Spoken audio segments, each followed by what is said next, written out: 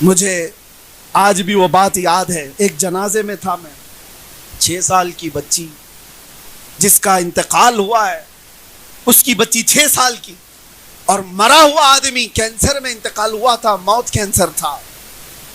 وہ بچی نے مجھ سے کہا تھا، ابا ہمارے انتقال کر گئے، گٹکا بہت کھاتے تھے اور منہ کا کینسر ہو گیا تھا اور اس میں انتقال کر کے چلے گئے، لیکن حضرت ہم کو بتائیں ہمارا کیا قصور تھا، اس میں ہمارا کیا قصور تھا؟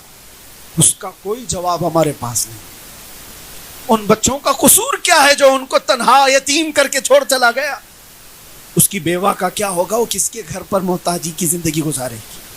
تمہاری زندگیاں دوسروں سے جڑی ہوئی، اکثر ایسا ہوتا ہے، اکثر ہماری زندگیوں میں چیزیں پیش آتی ہیں۔ ابراہیم بن ادھم رضی اللہ تعالیٰ عنہ کسی راستے سے گزر رہے تھے، انہوں نے دیکھا ایک جنگل میں لومڑی ہے جس کے ہاتھ پیر کٹے ہوئے ہیں لیکن صحت مند ہے، چاروں پیر نہیں ہے، پڑی ہوئی ہے، صحت مند ہے۔ کہا اگر 4 پیر نہیں ہے تو چلتی کیسے، کھاتی کیسے، اور یہ صحت کیسی ہے، اس کی موٹی تازی کیسی ہے؟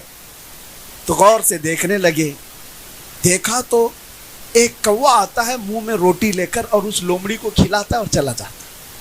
ہر گھنٹے پر کوا آتا ہے، کچھ نہ کچھ چیزیں لاتا ہے، لومڑی کو کھلاتا ہے اور چلا جاتا ہے، اور لومڑی پڑی ہوئی ہے اور مست ہے۔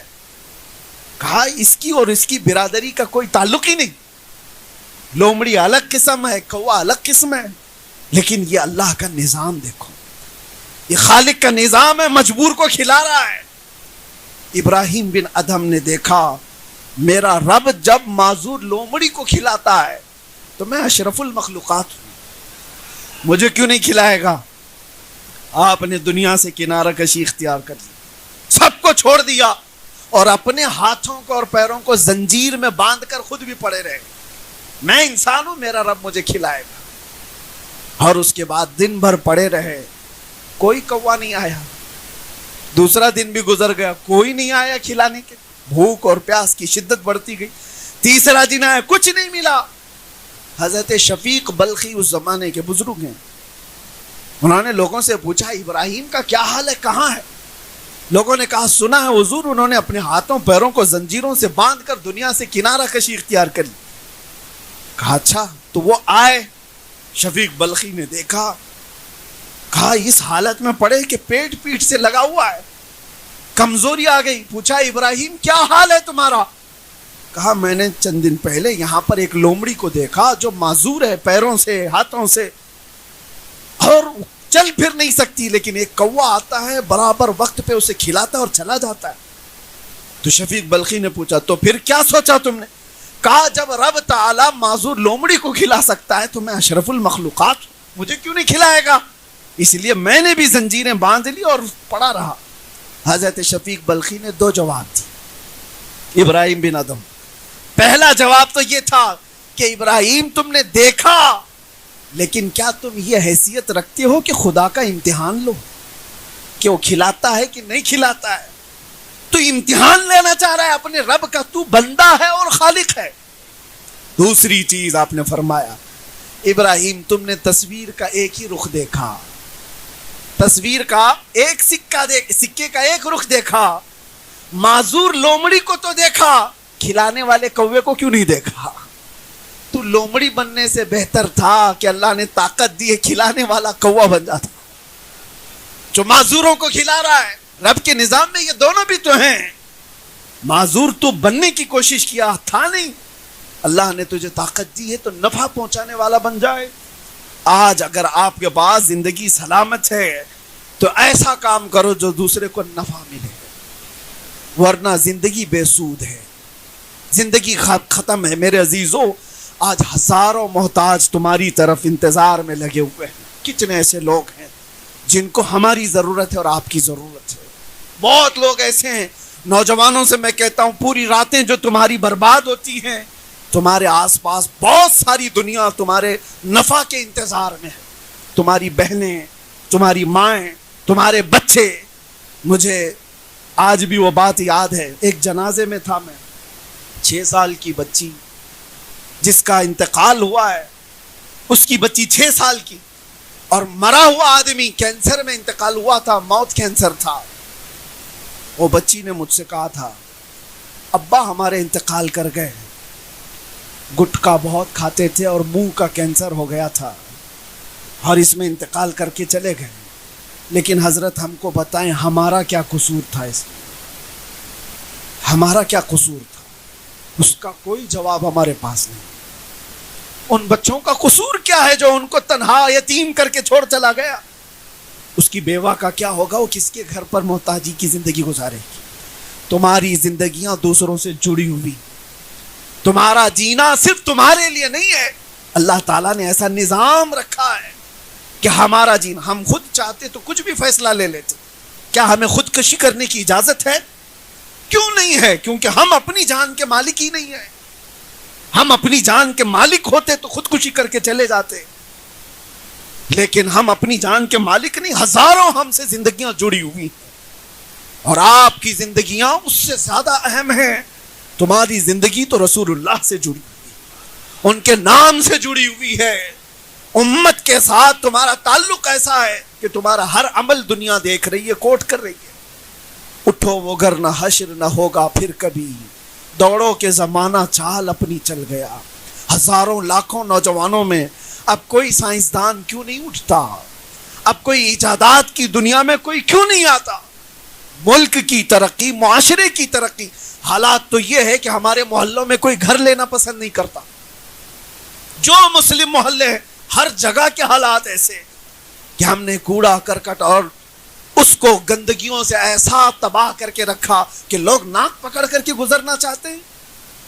یہ تو ہماری زندگی نہیں تھی، بلکہ ایک دور وہ تھا، اٹلی، ڈنمارک، ناروے، یہ یورپ کی کنٹریز کا نام میں بتا رہا ہوں آپ کو. وہاں کے بادشاہ اپنے بچوں کو پڑھنے کے لیے اندلس کے علماء اسلام کے پاس بھیجا کرتے تھے. اور جب کبھی کوئی عالم دین سے پڑھ کر کے یورپ کا بچہ آتا تھا، اسے دیکھنے کے لیے بھیڑ جمع ہوتی تھی کہ یہ مسلم علماء سے پڑھ کر کے آیا ہوا بادشاہ کا بیٹا ہے. اور آج حالات بدل گئے، ہمارے بچے یورپ جا رہے ہیں، علم رخصت ہو گیا ہمارے اندر سے، جہالت اتنی زیادہ آ گئی. مجھے درد اس بات کا ہوتا ہے کہ دنیا کے کتنے خطوں میں نے دیکھا ہے، شہر کا جو علاقہ مسلم ڈومینیٹ کہلاتا ہے، بہت سارے شہر ہیں ہندوستان میں جہاں مسلم میجورٹی ہے، مسلمان محلے کثرت سے ہیں. ان علاقوں کی ایک کامن چیز ہم نے ہر جگہ دیکھی کہ سارا نشہ وہیں بکتا ہے، وہیں ہوتا ہے، وہیں ڈیلر ہوتے ہیں، سب کچھ وہیں ہے. کیوں ایسا ہے؟ ممبئی کے ہی حالات نہیں، دلی جاؤ، بنگلور جاؤ، کلکتہ جاؤ، بڑے شہروں کے سب جگہ کے حالات، مسلمان اس میں کثرت سے ملوث ہیں. پھر میں پوچھتا ہوں یہ کون سے مسلمان ہیں؟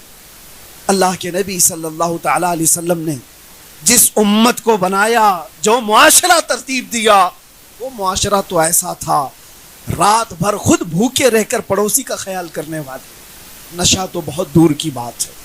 جنگ میں شہید ہونے کے وقت زخم کھا کر کے گر گیا ہوں، ایک کھٹوری پانی کسی نے لا کر کے زخمی صحابی کو دی. ان کو جیسی آواز آئی کہ فلاں کو پیاس لگی، انہوں نے پانی نہیں پیا، کہا اس کو پہلے پلا دو.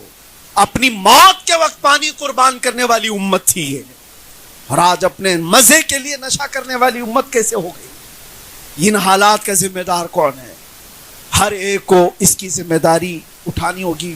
بڑے لوگوں کا حال یہ ہے، آج بوڑھے ہو گئے لوگ، پیسے والے لوگ ہیں یا معاشرے میں اثر و رسوخ رکھنے والے، یہ کہتے ہیں کسی کے لفڑے میں کیوں جانے کا، کوئی بگڑ رہا ہے تو بگڑنے تو ہم کو کیا کرنا ہے. تم سے بھی قیامت کے دن سوال ہوگا.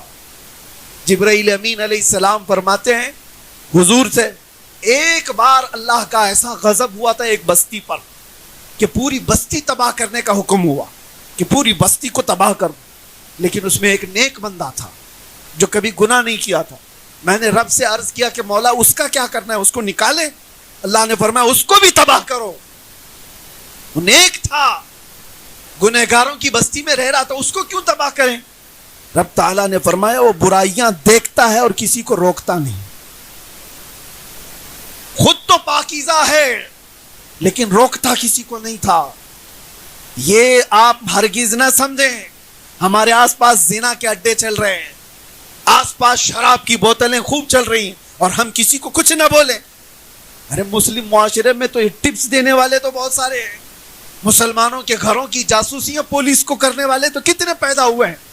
لیکن کاش یہ لوگ ٹپر بننے کی بجائے, جاسوسی کرنے کی بجائے امت کی خیر خواہی کے لیے نوجوانوں کی اصلاح کی کوشش کرتے, ثواب کے بھی مستحق ہوتے.